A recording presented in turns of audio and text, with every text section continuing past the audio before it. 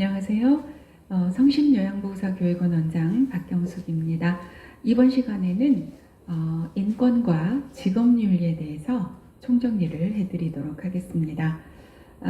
제일 먼저 이제 노인의 인권 보호인데요.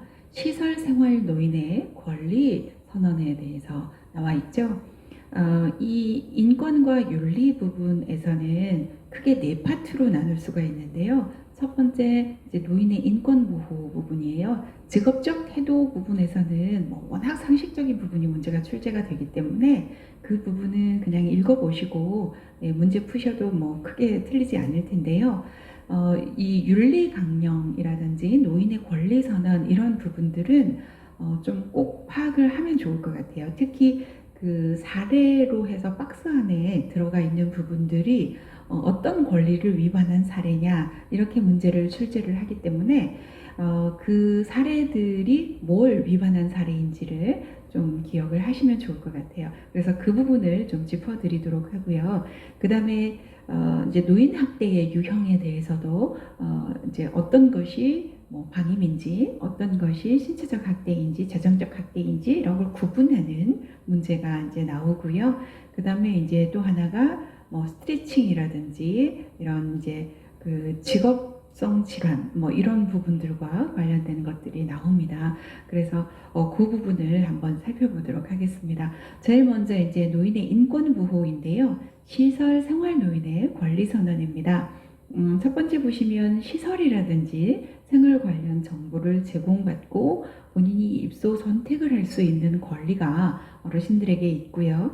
그 다음에 개인적인 욕구에 상응하는 서비스를 제공받고 선택할 수 있는 권리, 그리고 안락하고 안전한 생활 환경을 제공받을 권리, 그리고 사생활과 비밀 보장을 받을 권리, 그리고 존경과 존엄한 존재로 대우받고 차별이나 노인 학대를 받지 않을 권리, 그리고 신체 구속을 받지 않을 권리, 그리고 진로폰 서비스를 제공받을 권리, 시설 내외부 활동이라든지 또는 재산 소유, 그리고 이런 소유물을 스스로 관리할 권리, 그리고 자신의 견해와 불평을 표현하고 해결을 요구할 권리, 이런 것들이 있어요. 그래서 이거를 하나씩 좀 살펴보도록 하겠습니다.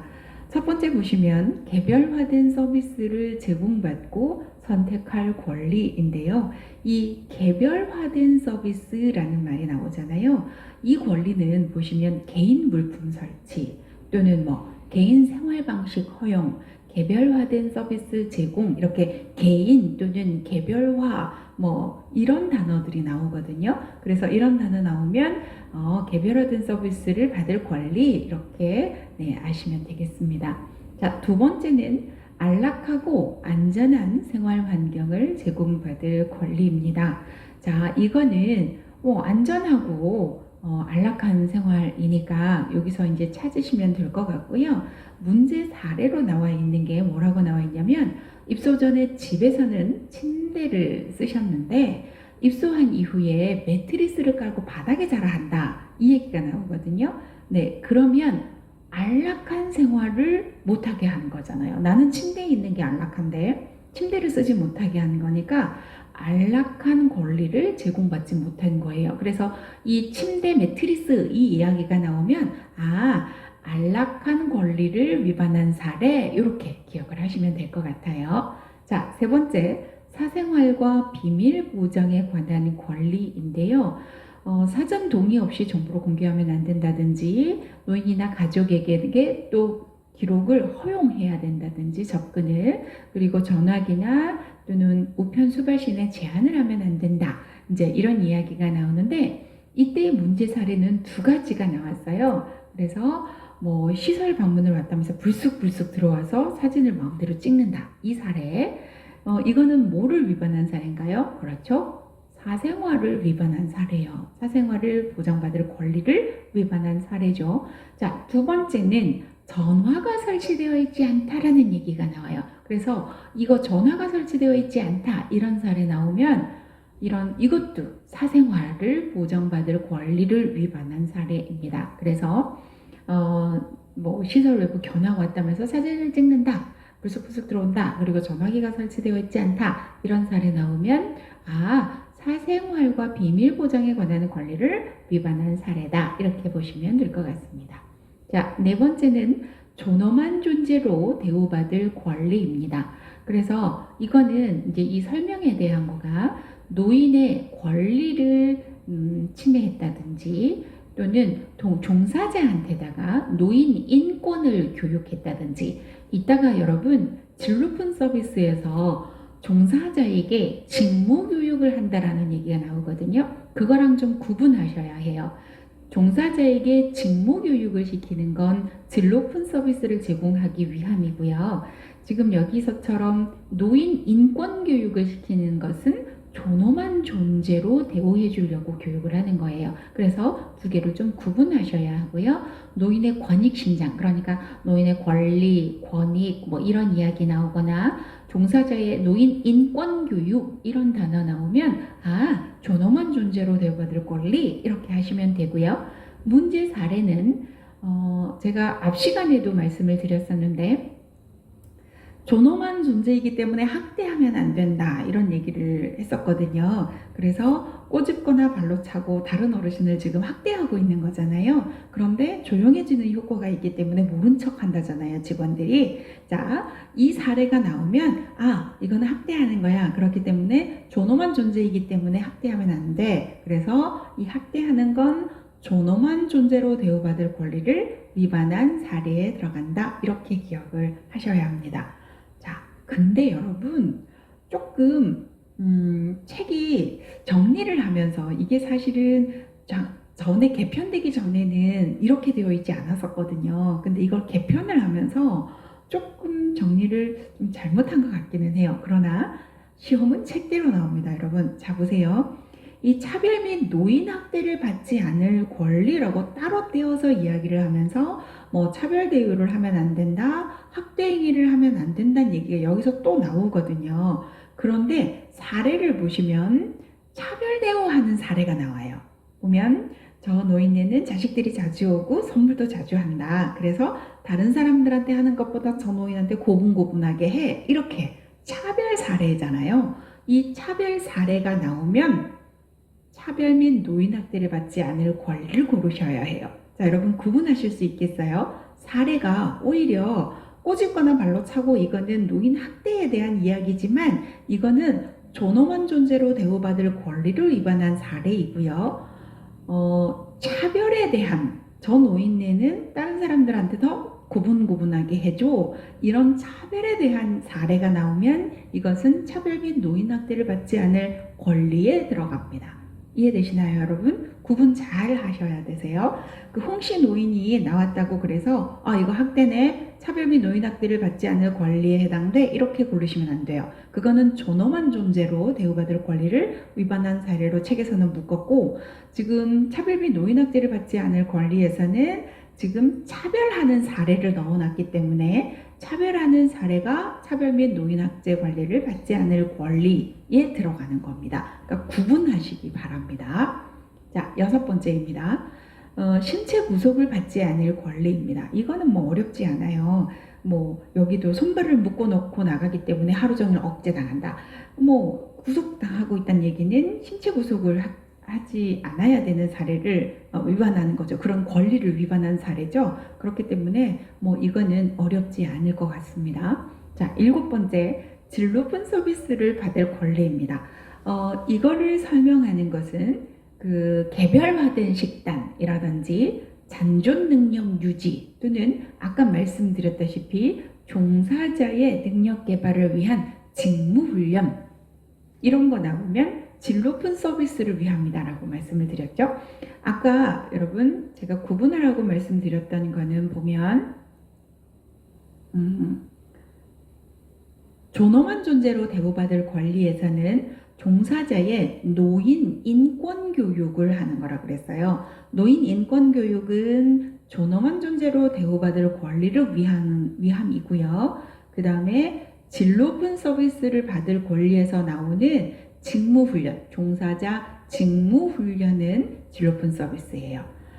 여러분 좀 헷갈리실 수 있어요. 그래서 직무훈련과 진로분 서비스는 같은 지읒으로 시작하죠. 그래서 직무훈련은 같은 지읒으로 시작하는 진로분 서비스야. 이렇게 기억하시면 좀 덜 헷갈리실 것 같습니다. 그래서 아까 노인의 인권은 존엄한 존재로 대우받을 권리이고요. 직무훈련은 진로분 서비스. 같은 지읒이니까 기억을 하시기 바랍니다. 자, 그리고 문제 사례가 나와 있는데 파마약을 싼 걸 썼대요. 그래서 어르신이 되게 기분이 안 좋아하시는 사례가 나왔어요. 그래서 파마약 이거 나오면 진로분 서비스를 받을 권리를 위반한 사례야. 이렇게 기억하시면 될 것 같아요. 싼 약을 썼으니까 질 낮은 걸 썼죠. 그래서 질 높은 서비스를 제공받을 권리를 위반한 사례야. 이렇게 기억하시면 조금 더 기억하시기가 쉬우실 겁니다. 그래서 파마약 나오면 질 높은 서비스를 위반한 사례 이렇게 기억을 하시기 바랍니다. 자, 8번입니다. 정치, 문화, 종교적 신념의 자유에 대한 권리입니다. 여가나 문화 활동에 참여할 기회를 부여해야 된다라는 이야기가 나와 있어요.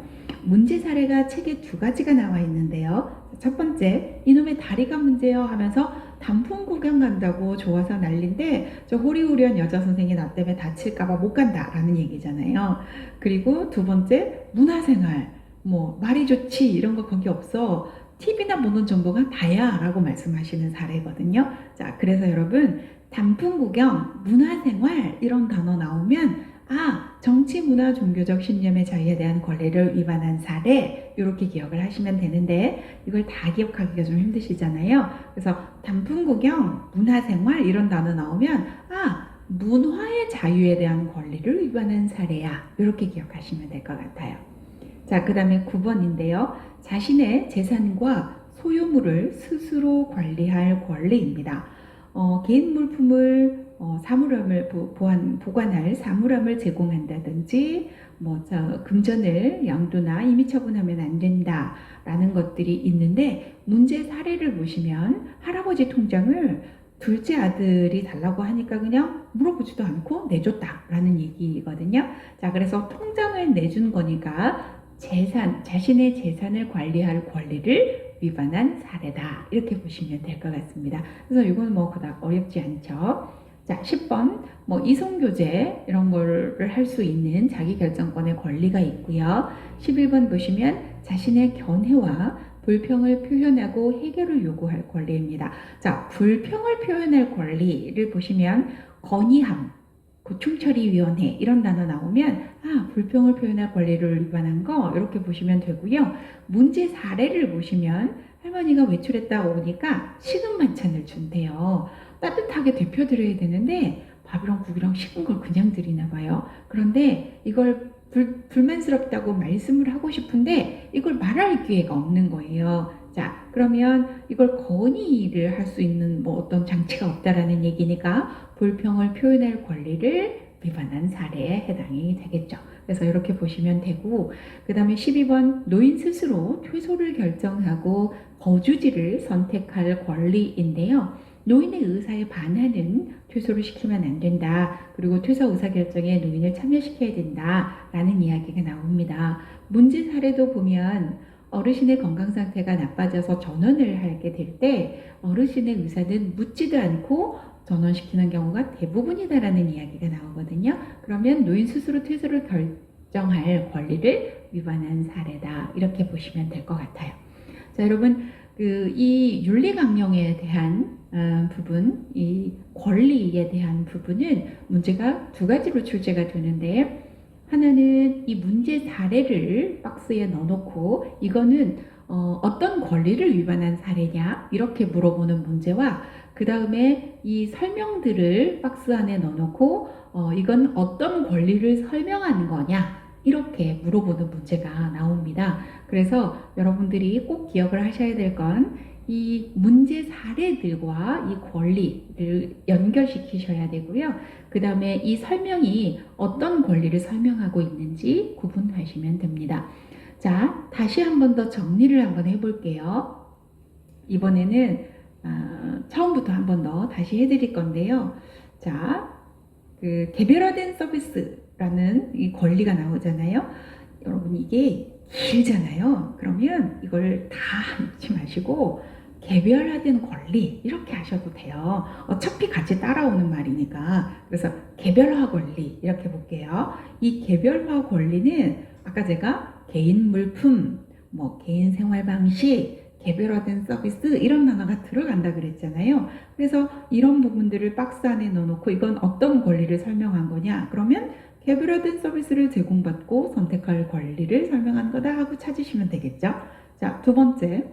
안락하고 안전한 생활 환경을 제공받을 권리예요. 자, 이거는 뭐 안전하고 깨끗하며 나오죠. 같은 여러분 그 시험에 문제가 답이 있어요. 여러분들 중에 가끔 보면 이제 시험을 너무 어렵게 생각하셔가지고 설마 이렇게 같은 단어 있는 거를 답이 있게 문제를 냈겠어? 막 이렇게 생각하시고 너무 고차원적으로 생각하시는 경우들이 있는데요. 그렇지 않아요, 여러분.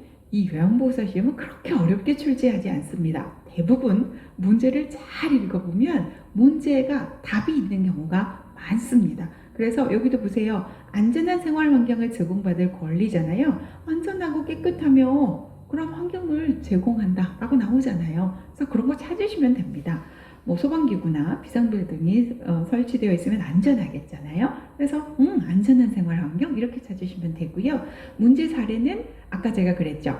이 문제 사례는 안락을 기억하시면 된다고. 내가 입소 전에는 침대 쓰셨는데 들어오셨을 때 매트리스 쓰게 해. 이 사례는 안락하지 않아. 그러면 안락함을 제공받을 권리를 위반한 사례다. 이렇게 보시면 됩니다. 자, 다시 세 번째는 이제 사생활과 비밀 보장에 관한 권리예요. 그러면 이런 거는 뭐 사전에 동의 없이 정보를 공개하면 안 된다든지 노인이나 가족한테는 기록을 볼 수 있도록 허용을 해야 된다든지 전화기나 우편 수발 시는 제한하면 안 된다라는 설명이 되어 있고 또 위반 사례가 2개가 있다 그랬잖아요. 제가 불쑥불쑥 들어와서 사진을 막 찍는다든지 방에 전화가 설치되어 있지 않다. 사생활을 누릴 권리를 안 주는 거잖아요. 그래서 사생활에 관한 권리를 위반한 거죠. 자, 한 번 더 하니까 조금 더 쉬우시죠? 자, 네 번째, 존엄한 존재로 대우받을 권리는 존엄한 존재는 이 노인의 권리 이런 얘기 나온다 그랬잖아요. 그래서 종사자한테 무슨 교육 시킨다 했죠? 그쵸? 인권교육. 아까 직무교육은 무슨 권리? 진로품 권리. 그쵸? 진로품 서비스. 그리고 뭐 노인의 권익신장. 그래서 권리, 권익 뭐 이런 건 존엄한 존재이기 때문에 해주는 거잖아요. 네, 그래서 그런 거 찾으시면 되고요. 문제 사례로는 오히려 제가 학대의 경우가 존엄한 존재로 대우받을 권리에 들어가 있다라고 말씀을 드렸잖아요. 이렇게 학대를 하면 안 되는 이유는 존엄한 존재이기 때문에 학대를 하면 안 돼요. 네, 그래서 이 문제 사례가 학대의 사례는 다음에 나오는 차별 및 노인 학대를 받지 않을 권리에 들어가 있는 것이 아니라 존엄한 존재로 대우받을 권리로 지금 책에서 구분을 하고 있기 때문에 이 사례가 나오면 5번 차별 및 노인 학대를 받지 않을 권리를 찍는 게 아니라 존엄한 존재로 대우받을 권리를 찾으셔야 하겠죠. 자, 그 다음에 차별 및 노인 학대를 받지 않을 권리에서는 어떤 사례가 나와 있냐면 차별에 대한 사례가 나와 있어요. 그래서 다른 사람한테보다 훨씬 더 고분고분하게 잘해준다라고 얘기를 하고 있잖아요. 그래서 요거는 차별에 대한 권리를 위반한 사례에 들어갑니다. 그래서 뭐 여기 설명도 보면 차별 대우하면 안 된다. 그리고 노인 학대를 받지 않을 권리니까 학대하면 안 된다. 뭐 노인의 의사에 반하는 노동시키면 안 된다. 뭐 이런 이야기가 나오는 거죠. 자, 6번째, 신체 구속을 받지 않을 권리. 이건 뭐 되게 쉽죠. 뭐 노인의 의사에 반해서 묶어놓거나 하면 안 된다. 반드시 그리고 뭐 너무 위험해서 묶어놓는 경우란 반드시 동의서를 받아야 된다라는 이야기가 나오는 거고 문제 사례도 손발을 묶어놓고 나가서 억제당하고 있다라는 거니까 당연히 신체 구속을 받지 않을 권리를 위반한 사례죠. 이건 어렵지 않죠. 자, 그 다음에 아까 제가 말씀드렸던 진로품 서비스 나오죠. 이 진로품 서비스는 개별화된 식단을 이제 제공합니다.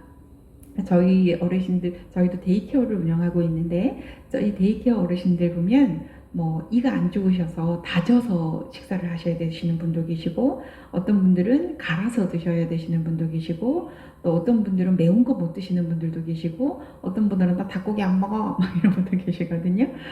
굉장히 다양한 욕구들이 계시죠. 그러면 저희가 그런 거 다 적어서 다 맞춰 드립니다. 그래서 닭고기 안 드시는 분들은 다른 고기로 대체, 뭐 돼지고기 안 드시면 또 다른 고기로 대체, 매운 거 안 드시면 그분 것만 따로 고춧가루 안 넣고 그분만 이제 하얗게 만들어서 드리기도 하고, 국도 그분은 이제 따로 하얗게 끓여드리고, 이렇게 다 개별로 식사를 제공을 하고 있거든요. 그래서 저희는 어르신들마다 이름표가 있습니다, 식단에. 그래서 이거는 누구 어르신 거, 그래서 밥 양, 국 양, 반찬 양 이런 것도 어르신에 맞춰서 이렇게 드리고 있거든요.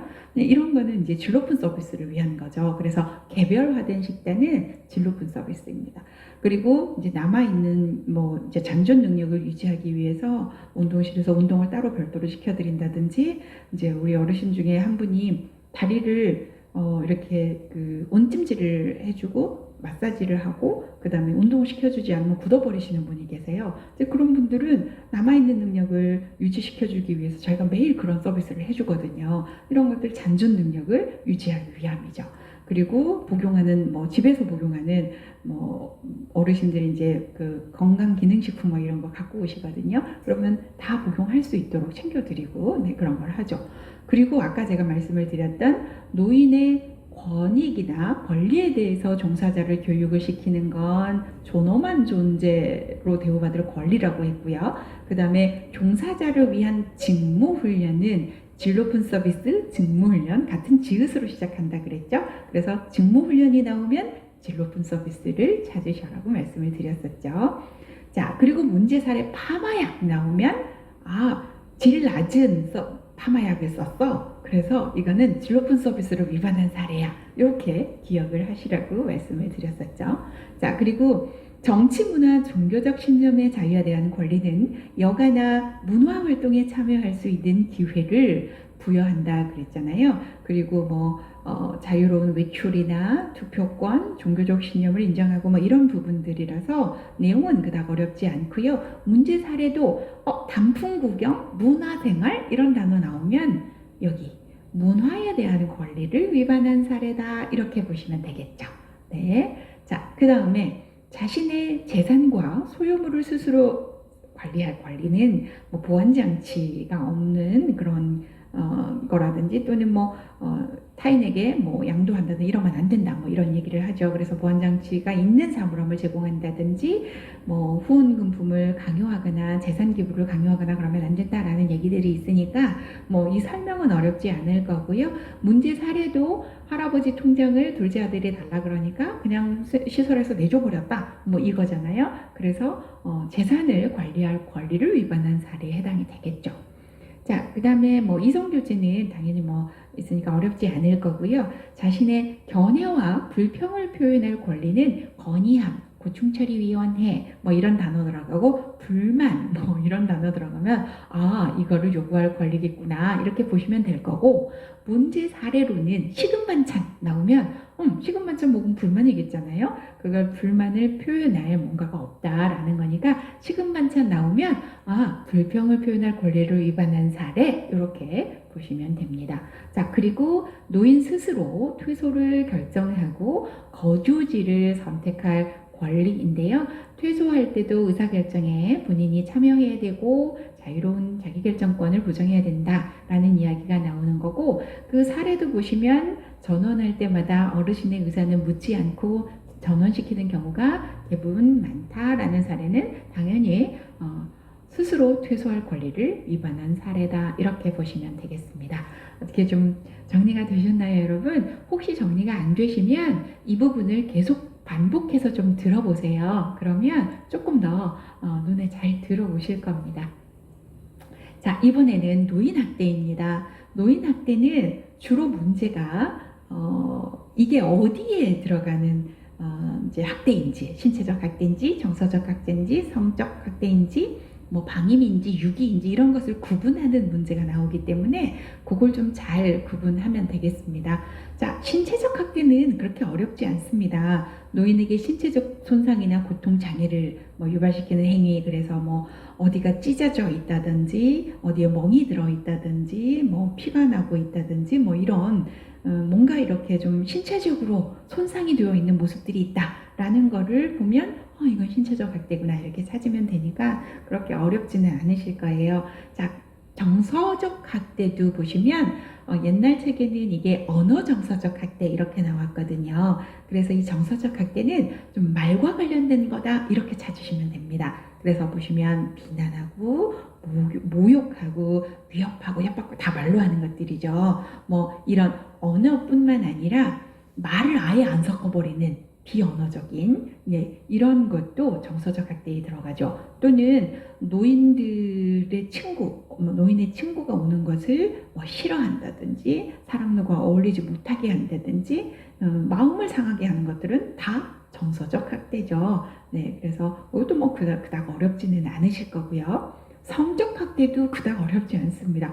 뭐 성적 수치심을 유발하는 행위라든지 뭐 성희롱, 성추행 뭐 이런 성적 행위와 관련된 뭐 학대이기 때문에 이것도 찾기는 뭐 그렇게 어렵지는 않으실 겁니다. 자, 여러분들이 경제적 학대와 방임을 좀 착각하시더라고요. 그래서 두 개를 좀 구분해 볼게요, 여러분. 경제적 학대는 노인의 재산을 노인의 동의 없이 사용하거나 부당하게 착취하는 겁니다. 그리고 노인의 어떤 노동을 시켜놓고 합당한 보상을 해주지 않는 거예요. 그러니까 무슨 말이냐면 어르신의 재산을 가져가는 거예요. 이건 경제적 학대예요. 자, 그런데 방임은 뭐냐면 부양 의무자로서 해줘야 될 거를 안 해주는 거예요. 그래서 의식주 및 의료를 적절하게 제공하지 않은 행위이거든요. 자, 보세요. 방임은 쉽게 말하면 해줘야 될 걸 안 해준 걸 방임이에요. 그래서 방임과 경제적 학대의 차이점은 어르신 걸 가져가면 경제적 학대예요. 자, 볼게요. 예를 들어서 어르신의 그 전기세 안 내주고 수도세 안 내줘서 수도도 끊기고 전기도 끊기고 가스도 끊겼어요. 자, 이것은 경제적 학대일까요? 방임일까요? 방임입니다, 여러분. 왜요? 돈 안 내줬잖아요. 돈과 관련된 건 다 경제적 학대가 아니에요. 어르신의 돈을 가져갔어요. 어르신의 도장을 가져가서 뭐 땅을 팔았어요. 집을 팔았어요. 어르신의 재산을 가져갔어요. 갈취했어요. 가져가면 경제적 학대예요. 그런데 해줘야 할 걸 안 해주면 방임이에요. 보세요. 전기세 내줘야 되잖아요. 수도세 내줘야 되잖아요. 가스비 내줘야 되잖아요. 해줘야 될 걸 안 했잖아요. 그래서 방임이에요. 여러분 이해되세요? 안경다리 부러졌어요. 안 고쳐줬어요. 뭐예요? 해줘야 될 거 고쳐줘야 되는데 안 고쳐졌죠? 방임이에요.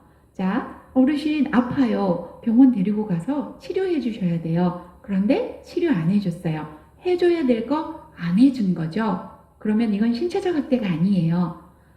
어르신을 치료해줘야 되는데 치료를 안 해줬기 때문에 이것은 방임에 들어갑니다.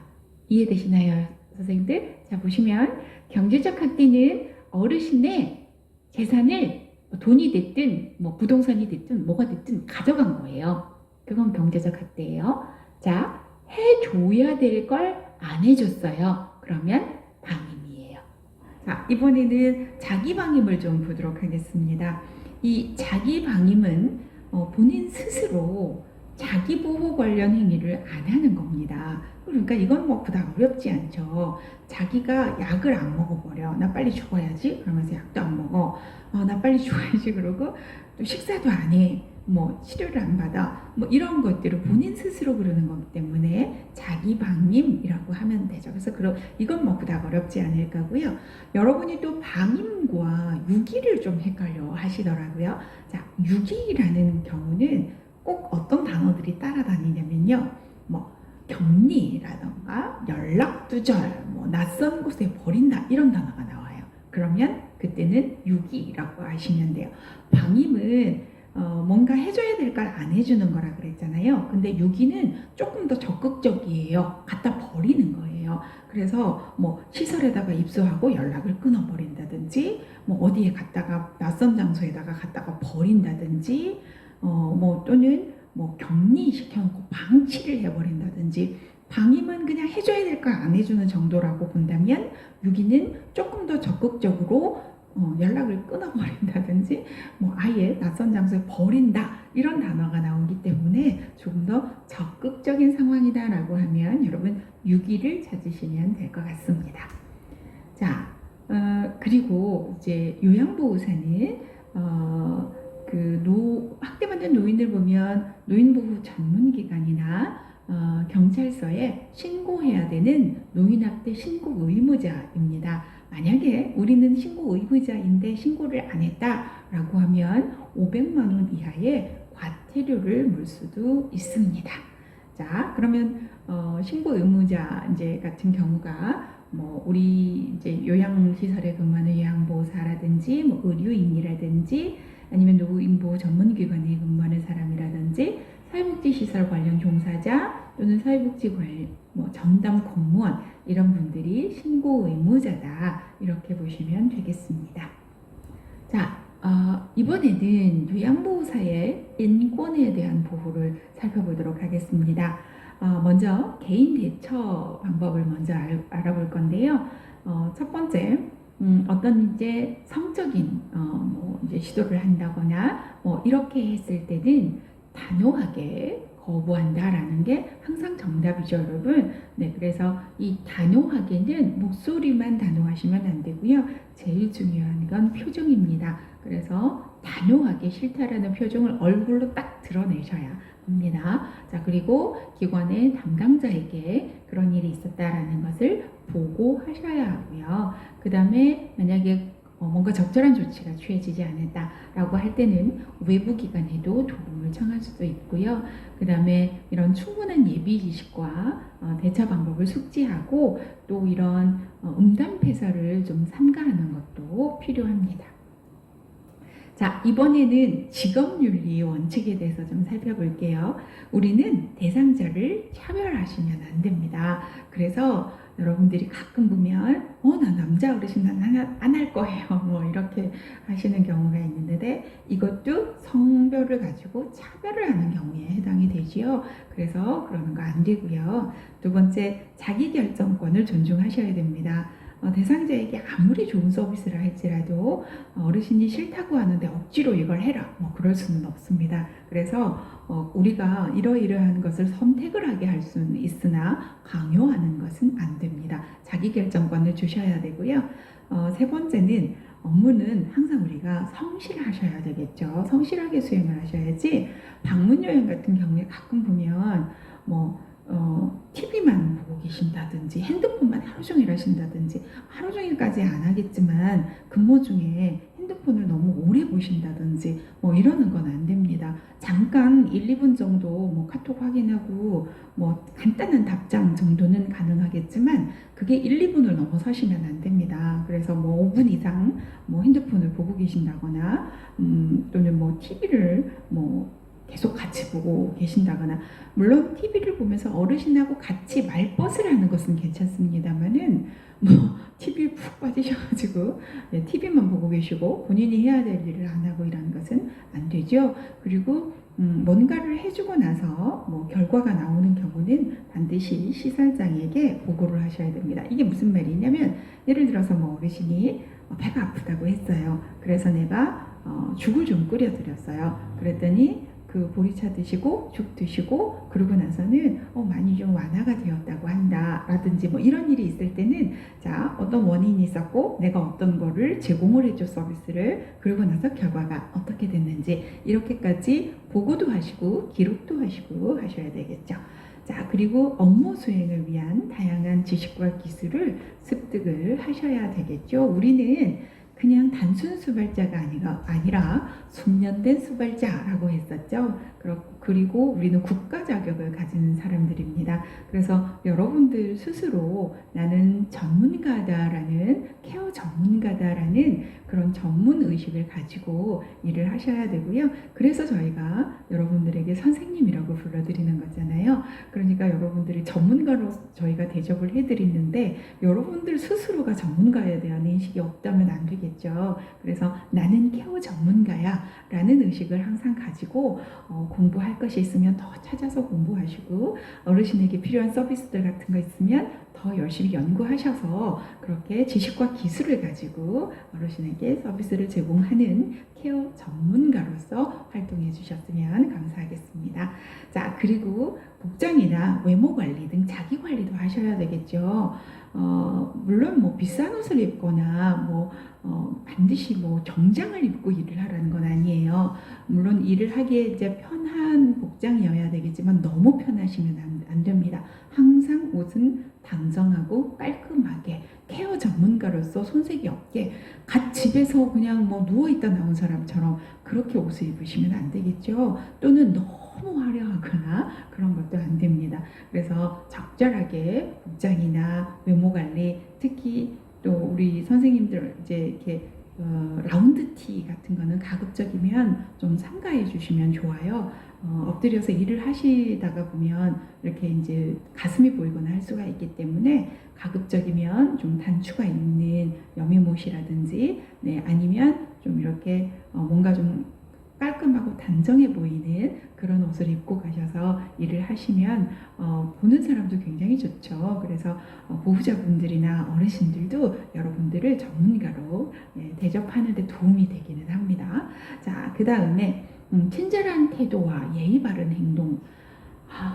참 물론 선생님들도 감정이 있으시죠. 그리고 어르신들이 뭐라고 그러면 기분도 나쁠 수도 있고 화도 날 수도 있죠. 그러나 우리는 전문가잖아요. 그런데 어르신이 나한테 좀 이치 안 맞는 말씀을 한다고 해서 내가 문을 꽉 닫고 나가버린다든지 어르신한테 화를 낸다든지 이런 건 정말 전문가답지 못한 행동이죠. 우리가 전문가가 아니라 할지라도 사실 부모님한테 그렇게 하는 거는 안 되잖아요. 어른한테 또 그렇게 하는 것도 안 되고, 그런데 그런 행동을 하시는 분들이 가끔 있으세요. 그래서 항상 우리는 전문가라는 의식을 잊지 마시고 대상자들한테 늘 친절하게 그리고 예의 바르게 행동해 주시기 바랍니다. 그리고 개인정보와 비밀은 당연히 지켜주셔야 되죠. 우리는 개인정보를 누설했을 때 가중처벌 대상자다라고 말씀을 드렸었죠. 왜냐하면 우리는 병력이라는 민감정보를 다루는 직분에 들어가기 때문에 가중처벌 대상자예요. 그래서 우리 개인정보는 철저하게 지켜주셔야 합니다. 어르신의 개인정보를 내 친구라고 그래서 편하다고 그래서 함부로 가서 얘기를 한다거나 이렇게 그 어르신의 파일을 외부로 반출을 한다거나 다른 사람에게 보여준다거나 이런 행위는 절대 안 됩니다. 자, 그리고 전문가와 업무 협조를 해야 될 상황이 있을 때는 또 업무 협조를 잘 하셔야 되겠죠. 자, 이번에는 요양보호사의 올바른 윤리적 태도이고요. 대상자를 하나의 인격체로 존중합니다. 아까도 말씀드렸지만 이제 어르신들 중에는 다 인격적으로 훌륭하신 분들만 계시는 건 아니죠. 그렇지 않은 분들도 계시지만 그렇다고 해서 내가 그 어르신이 인격적으로 훌륭하지 않기 때문에 나도 함부로 대하는 건 안 됩니다. 어르신이 어떻게 말씀을 하시든 내가 어르신을 하나의 인격체로 존중하고 대하면 그 어르신도 우리한테 함부로 하지는 않습니다. 점점 우리가 그런 것들을 너무 비굴하게 하셔도 안 되죠. 친절하게 하라는 것과 비굴하게 하라는 것은 다른 의미인 거 아시죠, 여러분? 네, 그래서 하나의 인격체로 존중하면서 예의를 갖추면서 하시면 상대편도 우리를 예의를 갖추면서 대하실 수 있고요. 여러분들이 그러기 위해서는 항상 자부심과 당당함을 잃지 않으셔야 합니다. 당당함과 친절함이 같이 있어야죠. 자, 두 번째, 자신의 종교를 강요하시면 안 됩니다. 이제 그 가끔 이제 자신의 종교를 이렇게 이제 권하는 경우가 있으나 너무 강권하시거나 하시면 안 되고요. 세 번째, 충분한 의사소통 후에 서비스를 제공하셔야 하고, 처음 여러분들이 요양보호사 교육원에서 배우실 때 어떤 마음으로 내가 나중에 가면 요양보호사 활동을 해야지, 어르신들을 모셔야지 하는 그런 마음들이 있었을 거예요. 그 마음들을 늘 잊지 않고 이제 요양보호사 활동을 해주셨으면 좋겠습니다. 그리고 항상 모든 행동이나 말에는 책임을 지셔야 합니다. 그래서 말씀을 함부로 하신다거나 행동을 함부로 하신다거나 하시면 안 되겠죠.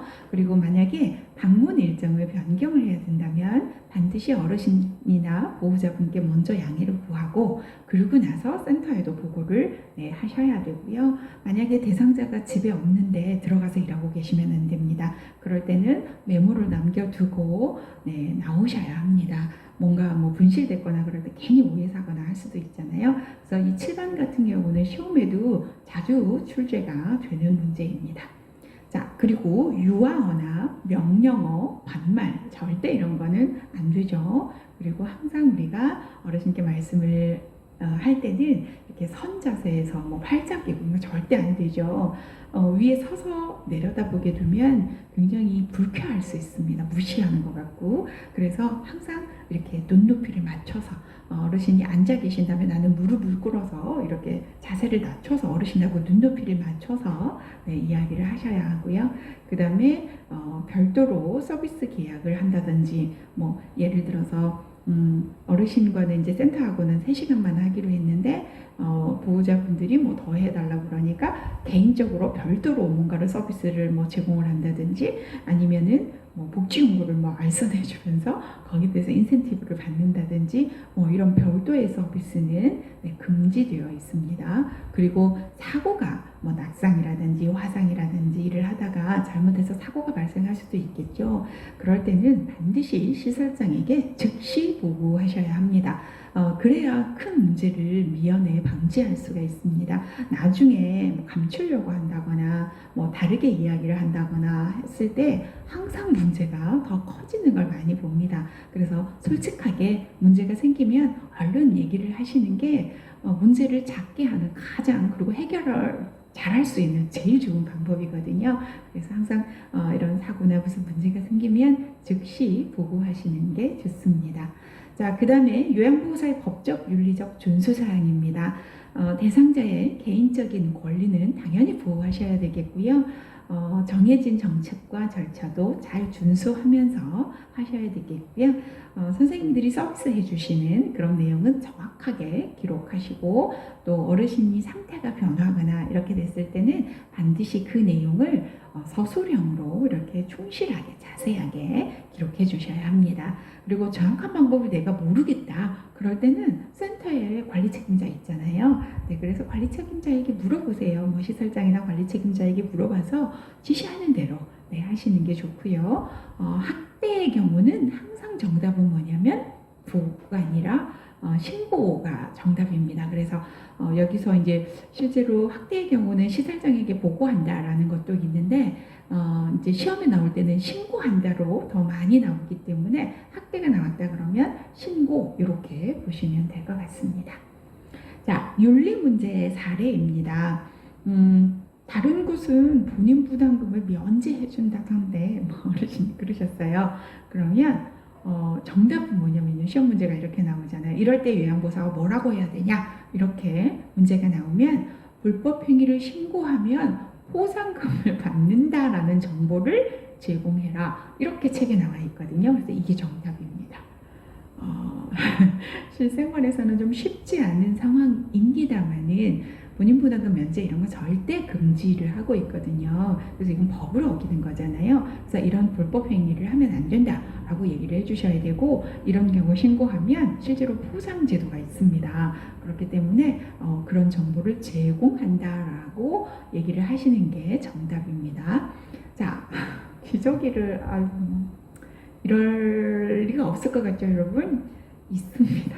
가끔 보면 보호자분들 중에 정말 기저귀를 재사용을 하라고 한다든지 또는 잘라서 쓰라고 한다든지 더 심한 경우는 여러분 말려서 쓰라고 하는 경우도 봤어요. 참 심한 경우 뭐 나름 사연들이 있으시겠지만 사정들이 있으시겠지만 참 다양한 경우를 많이 봅니다. 자, 그럴 때 절대 재사용을 하라고 그런다고 나도 똑같이 재사용하거나 하시면 안 되겠죠? 자, 그래서 이런 문제가 나오면 정답은 사용한 귀저귀를 쓸 수 없는 이유를 설명한다가 정답입니다. 자, 그리고 요양보호사가 대상자를 선별하는 경우. 나는 1, 2등급은 안 해. 3, 4등급만 할 거야. 라든지 나는 남자 어르신은 안 해. 여자 어르신만 할 거야. 이렇게 선별하는 거잖아요. 자, 이런 문제가 나오면 본인이 서비스 제공 여부를 결정하지 말고 관리 책임자에게 보고해라 라고 책에 나와 있습니다. 그래서 이게 정답이고요. 대상자가 성적 행동을 한다. 이때는 항상 정답은 뭐예요? 그쵸 여러분? 단호하게 거부한다가 정답입니다. 그리고 가족과 시설장에게 알릴 것이다 라고 명확하게 의사를 전달해 줍니다. 자, 이번에는 직업성 근골격계 질환의 위험 요인입니다. 자, 어떤 이제 그 작업들을 하면 직업성 질환이 생기냐라는 건데요. 첫 번째 반복 동작이죠. 계속 같은 동작만 반복을 하다 보면 그쪽 근육이나 인대가 무리가 오겠죠. 그래서 이제 직업성 질환이 생기는 거고요. 불안정한 자세로 작업을 한다든지 무거운 물건, 특히 이제 그럴 때는 허리가 문제가 생기죠. 디스크가 툭 터져버린다든지 삐져나와 버린다든지 뭐 이렇게 되면서 디스크의 문제가 많이 생기죠. 무거운 물건을 들다가. 그리고 갑자기 무리한 힘이 필요한 경우, 그 다음에 자주 대상자를 이제 들어서 옮겨야 된다. 이제 그런 경우에 우리가 직업성 근골격계 질환이 생길 수가 있겠죠. 자, 그러면 근골격계 질환의 종류가 책에 나와 있는데 이 말이 여러분 좀 어려우실 거예요.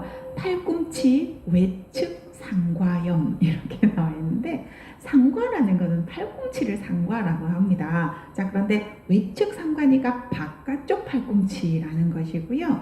내측 상과염 그러면 이쪽 안쪽 팔꿈치를 이야기하거든요. 여러분 보이시나요?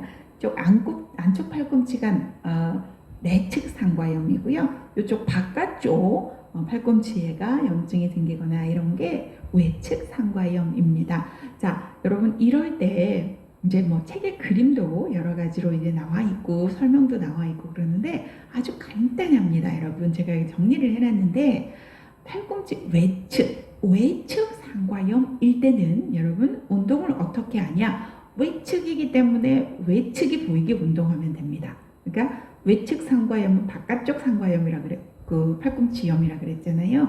그러면 바깥쪽이 보이게 운동하면 됩니다. 자, 여러분 이렇게 하면 바깥쪽이 보이죠. 이렇게 하면 안쪽이 보이죠. 그래서 보세요, 여러분. 이렇게 바깥쪽이 보이게 운동을 하면 외측 상과염일 때 운동이고요. 이렇게 꺾어서 안쪽이 보이게 운동을 하거나 이렇게 안쪽이 보이게 운동을 하면 그거는 내측 상과염이다. 이렇게 보시면 됩니다. 안 어렵죠? 네, 그래서 외측 상과염은 바깥이 보이게, 내측 상과염은 안쪽이 보이게 운동하면 된다. 요것만 기억하시면 될 것 같아요. 자, 그리고 책에 수공간 증후군이라고 나와 있지요. 이 손목에 수공간이라는 이제 터널이 있습니다. 근데 그 터널 사이로 이제 신경이 지나가게 되는데 이 인대가 붙거나 이제 문제가 생겨가지고 이 관이 좁아지는 거죠. 그러면 신경을 누르게 되겠죠. 그래서 손에 감각이 없거나 저리거나 심한 경우는 통증을 느끼게 되는 이런 증상을 우리가 수근간 증후군이라고 합니다. 그리고 요양보호사들한테 이제 주로 이제 그 흔한 통증은 어깨 통증, 손목 통증, 허리 통증, 목 통증 이런 것들이 흔하다라고 이제 나와 있는데요. 자, 여러분 수근관 증후군일 때 이제 판넬 검사라 그래서 손목을 이렇게 꺾어가지고 이렇게 이제 검사하는 이게 잘 안 됩니다. 이렇게 하면 수근관 증후군이다 이렇게 보시면 될 것 같아요. 이런 근골격계 질환이 있을 때 초기에는 여러분 냉찜질을 하시는 게 좋습니다. 여러분 오래된 거는 온찜질을 하시는 거고요. 초기 급성 질환은 냉찜질을 하게 되어 있습니다. 좀 쉬고 냉찜질을 하고 좀 이렇게 압박 감아주거나 또는 심장 부위를 높게 하고 고정하거나 약물 치료를 하면 괜찮아지기도 합니다. 그래서 초기에 빨리 뭔가 이렇게 냉찜질을 해주거나 압박이나 약물 치료 이렇게 고정 이런 부분들을 해주게 되면 빨리 나을 수도 있는 걸 치료 안 하고 놔뒀다가 나중에 심해지는 그런 경우도 많죠. 자, 이번에는 요통을 예방하면서 물건을 이동하는 방법입니다. 허리를 펴고 무게중심을 낮춰서, 자, 무게중심을 낮출 때는 허리를 굽히면 절대 안 되죠. 뭘 굽혀야죠? 그렇죠, 여러분? 무릎을 굽혀야죠. 무릎을 굽혀서 무게중심을 낮추고 지지면을 넓혀야 됩니다. 자, 지지면을 넓히는 방법은 다리를 벌리고 한 발을 약간 앞으로 이렇게 내는 것이 지지면을 넓히는 좋은 방법이지요. 자, 아까도 이제 말씀을 드릴 때 집을 때는 무릎을 굽혀서 집으셔야겠지만 들 때는 허리를 펴서 드는 것이 아니라 역시 무릎을 펴서 들어야 되겠죠. 자, 그리고 물체는 최대한 가까이 대는 게 당연히 힘을 덜 쓸 수 있는 거고요. 펼 때 아까 제가 허리 펴지 말고 무릎 펴시라고 말씀을 드렸죠. 그리고 방향을 전환할 때, 자, 여러분 뭔가를 들어서 옮길 거예요. 그래서 뭔가를 들어서 옮기려면 이거를 이렇게 돌리게 되면 제가 지금 허리를 틀어서 옮기고 있죠. 그런데 발을 하나, 둘 이렇게 발을 옮기게 되면 몸이 전체가 돌아가기 때문에 허리가 틀어지거나 하지 않거든요. 그러면 다치지 않습니다. 그래서 방향 전환을 할 때 허리를 틀어서 방향을 전환하는 것이 아니라 발을 움직여서 방향을 전환한다 라고 하시면 훨씬 덜 다치게 됩니다. 자, 스트레칭 하는 방법도 여러분 책에 나왔었죠. 전체 스트레칭은 하나의 스트레칭을 할 때는 4분에서 5분간 전체를 할 때는 전체를 할 때는 4분에서 5분 정도, 그 다음에 한 번 할 때는 10초에서 15초 정도 하고요. 휴식도 취해 주셔야 됩니다. 5초에서 10초 정도의 휴식을 취해 주면서 한 번 스트레칭을 할 때 한 5번 정도, 이렇게 5번에서 10번 정도 스트레칭을 한다. 이렇게 기억을 하시면 될 것 같아요. 설명이 많이 나와 있는데 이 부분이 좀 헷갈릴 것 같아서 따로 정리를 한 거거든요. 다시 한번 말씀드릴게요. 자, 스트레칭, 전체 스트레칭은 한 4분에서 5분 정도로 하고요. 한 번 할 때는 10초에서 15초간 하는 거고요. 하고 나서 5초에서 10초 정도는 좀 쉬어주는 것이 좋고, 이건 몇 번 정도 스트레칭을 하냐면 5번에서 10번 정도. 자, 그러니까 휴식하는 횟수와 스트레칭을 하는 횟수가 같죠? 5번에서 10번. 그리고 한 번 할 때는 10에서 15초. 그리고 전체는 4 내지 5분간 이렇게 기억을 하시면 되겠습니다. 자, 이번에는 감염성 질환입니다. 자, 여러분, 결핵은 보통 2, 3주 이상 기침을 계속하면서 열이 납니다. 그리고 특징적인 게 살이 많이 빠지고요. 식은땀을 많이 흘립니다. 그러면서 열이 훅 났다가 이제 식은땀이 나면서 열이 내리는데, 이게 이제 여기서는 나와 있진 않지만 결핵의 특징이 오전에는 열이 나지 않고요. 오후가 되면 열이 납니다. 그러다가 늦은 밤에 식은땀이 확 나면서 열이 떨어지고 이러면서 열이 나는 질환들은 다 살이 빠지거든요. 그래서 이렇게 살이 빠지게 되고요. 2, 3주간 기침을 계속하고 열이 난다. 그러면 일단 결핵을 한번 의심해 보는 것이 좋습니다.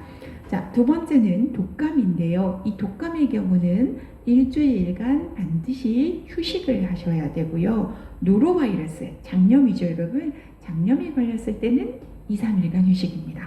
자, 이게 시험에 나오면 여러분들이 좀 헷갈려 하세요. 장염이니까 상태가 설사를 하니까 더 오래 쉬어야겠지? 이렇게 생각할 수도 있는데, 독감의 경우가 더 오래 쉬셔야 됩니다. 독감이 일주일, 노로바이러스는 2, 3일입니다. 기억해 두시기 바랍니다. 자, 그리고 옴인데요. 이 옴은 열에 약합니다. 왜냐하면 옴은 옴 찐뜨기 때문에 생기는 건데요. 이 찐뜨기들은 열에 약합니다. 자, 그래서 뜨거운 물로 10분에서 20분간 빨면 다 죽고요.